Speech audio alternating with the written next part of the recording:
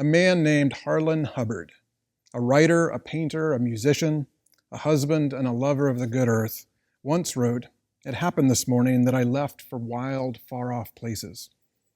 Some 15 years ago, though I didn't realize it at the time, I was myself setting out for a wild and far-off place when I first read Wendell Berry's novel, Jayber Crow. The place came in the form of a fictional town called Port William, and the wild in a cast of beloved characters. But as I'd learned as I explored the breadth and depth of Berry's writing, those towns and people, those beloved sentences and poems, were not the destination itself. They were instead a path that would lead me not from the world, but into it. Berry's love of Port William, and by extension his love of his own home in Port Royal, Kentucky, would teach me to love my own places, my own people, in deeper and truer ways.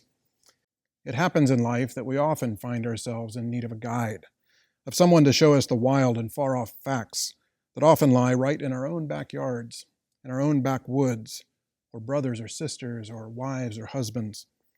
And Wendell Berry, I suspect, is no different from you or I in that regard. And though many of those who guided him may be unknown to us, I think perhaps that Harlan Hubbard was one of them. He was a man of the generation before Berry, as Berry is of the generation before mine. Harlan loved the earth and was spell-kept by it all his life.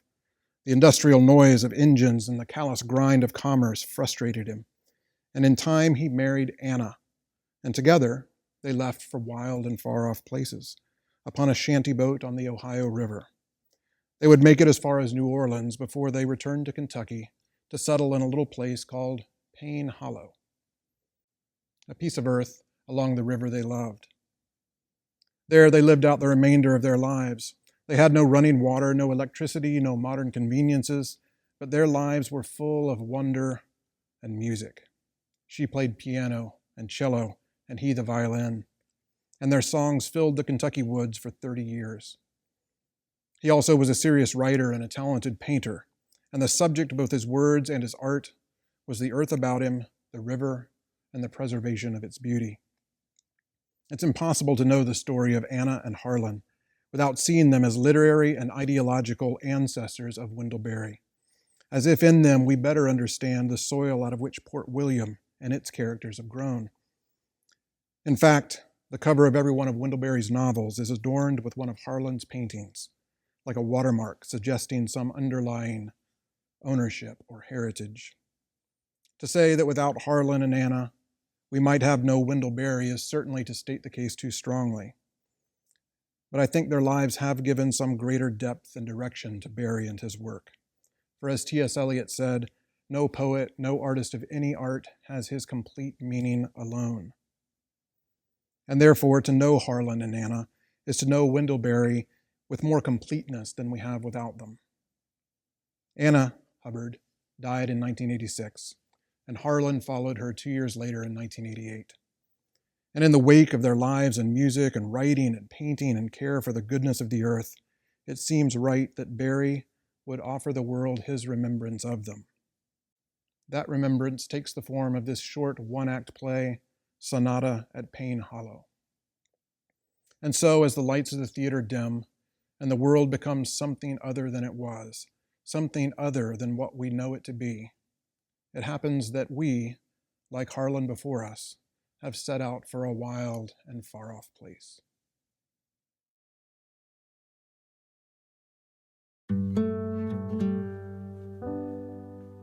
The Kentucky shore of the Ohio at evening. Sometime in the future, perhaps a saner time than now. It is the season when the toads mate and sing from the stones along the water's edge at night. Here, the river is curved in close to the foot of a steep hillside. The slope is wooded with tall trees. A fringe of willows along the shoreline opens to give a view up among the larger trunks as the light slowly changes from twilight to dusk.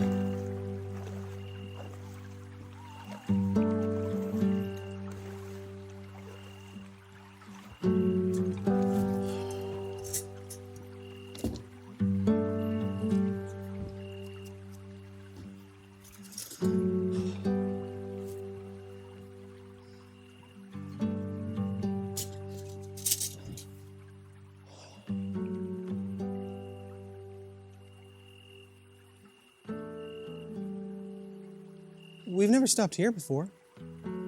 I'd never caught us here before. But look, there's the notch in the hill. There's the creek running down, and here's the rocks it has brought and shaped into a little bar fanned out on the river's edge. You've heard of this place. Up yonder on the slope is where they lived and made their music. In a house built of rocks and poles and rough planks and pieces of drift from the river. Who are they? Tell me again. The names were Harlan and Anna. A long time ago they came here, past the middle of their lives to live until they were old. They were refugees from that violent world of our ancestors that nearly destroyed itself. They wanted a quiet place that was dark at night, unwanted by other people, where they could grow their food or catch or find it. Be warmed by firewood burning on a hearth they had made of rocks carried up from the river or the creek. Harlan, they say, made pictures of the river and the trees, the little farms that stood along the valley sides. And he and Anna made fine music in the evenings, with his fiddle and her piano. Up there's where the house was. And there the little shop where he made the pictures. And there the shed where they kept the goats. And this was long ago? Long ago. The boards of their buildings now are gone to dust. The trees are standing where they talked and ate, slept. What became of them? They got old and died.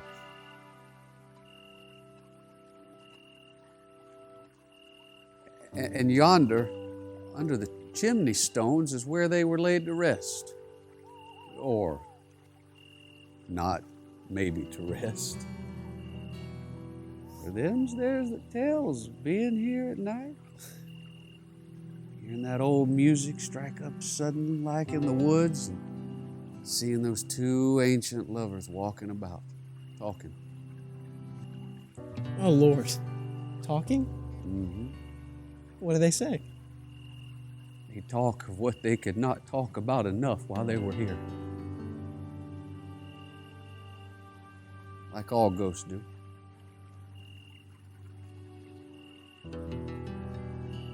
Well, if it were up to me to choose, I'd just as soon be someplace else. Your talk's talk enough for me. There ain't no harm in them.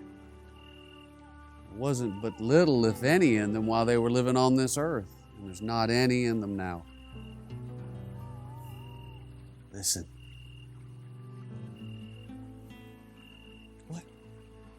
What? Is it them? It's them. You needn't be afraid. We're not where they are. But they're where we are. Be still.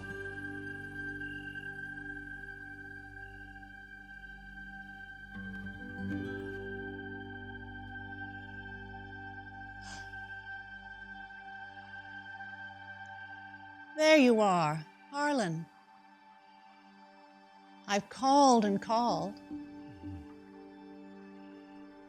What are you doing? Looking At what? at the river. You've never seen enough, have you? Of that river you've looked at all your life. It never does anything twice. It needs forever to be in all its times and aspects and acts. To know it in time is only to begin to know it. To paint it, you must show it as less than it is. That's why, as a painter, I was never at rest. Now, I look and do not paint. This is the heaven of a painter. Only to look, to see without limit. It's as if the poet finally were free to say only the simplest of things. Oh, that is our music, Harlan. Do you hear it? Yes, I hear. I think it will always be here. It draws us back out of eternity as once it drew us together in time. Do you remember, Harlan, how we played? And how in playing, we no longer needed to say what we needed to say? I'm listening. But I heard here too, remember, another music, farther off, more solitary, closer. To what, Harlan? I'm not so sure I ever knew. Closer to the edge of modern life, I suppose. To where the life of living things is actually lived. Closer to the beauty that saves and consoles the earth. I wanted to spend whole days watching the little fish flicker along the shore. Yes, I know you did. I wanted to watch every morning forever the world shape itself again out of the drifting fog. Your music, then, was it in those things? It was in them and beyond them, always almost out of hearing. Because of it, you made the beautiful things you made. For yourself alone. And yet I think for both of us. You made them for us both. As for yourself. For what we were together required those things of you alone. To hear that music, I needed to be alone and free. Free, Harlan. I longed for the perfections of the single one. When the river rose and the current fled by, I longed to cast myself adrift, to take that long, free, downward flowing as my own. I knew the longing of an old rooted tree to lean down upon the water. I know that. I knew that all along.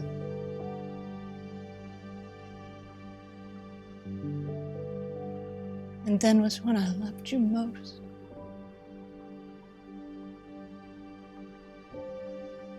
What brought me to you was knowing the long, solitary journey that was you, yourself. The thought of you on a little boat, adrift, free. But Harlan, why did you never go? Why did you not just drift away,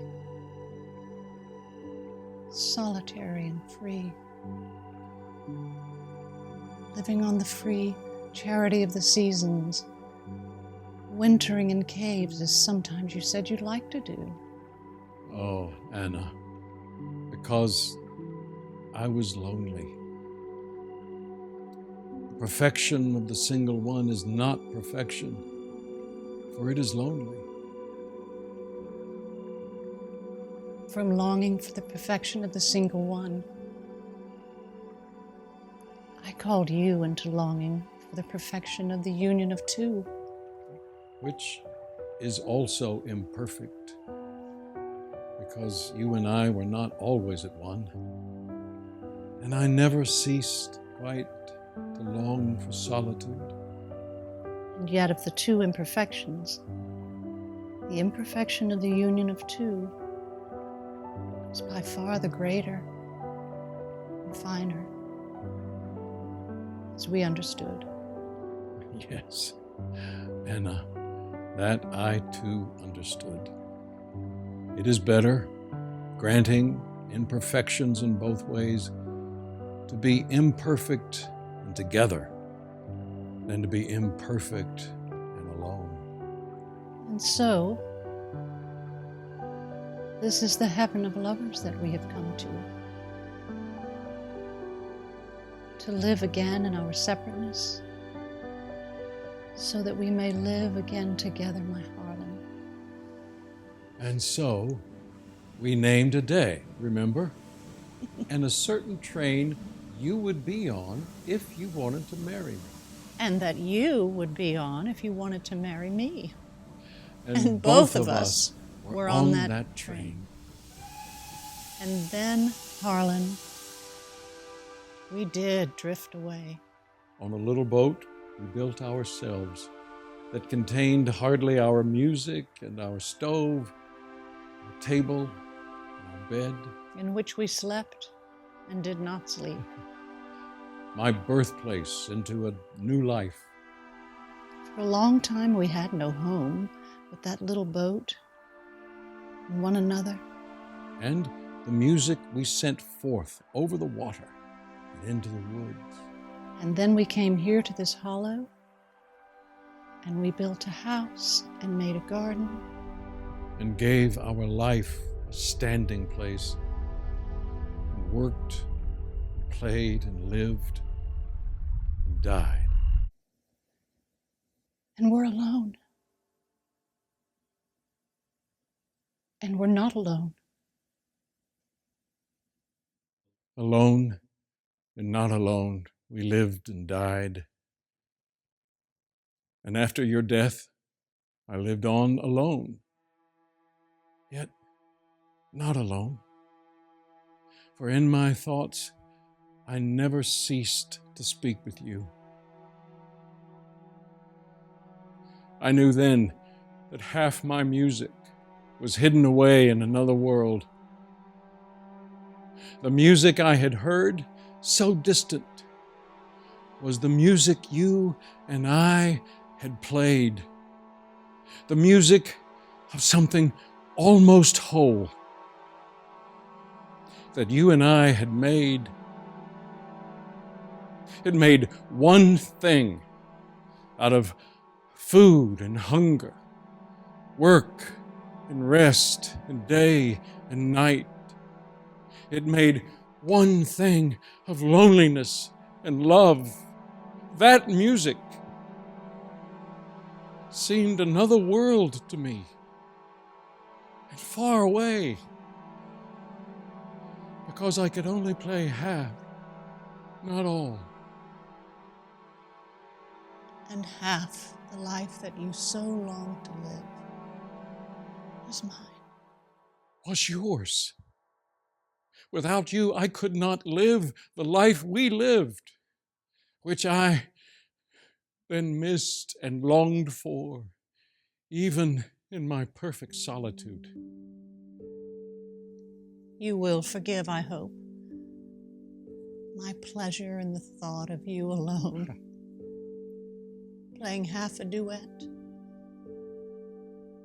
for also it saddens me. You would have laughed at how badly I played alone, without your strong art to carry me. My perfect music then was made by crickets and katydids and frogs. I heard, too, the creek always coming down, allegro furioso after storms. And, of course, the birds, the wood thrush, whose song in summer twilight renews the world, and in all seasons, the wren. But those unceasing voices in the dark were the ones that sang for me, and I was thankful for the loneliness that brought us two together out of all the time we lived apart.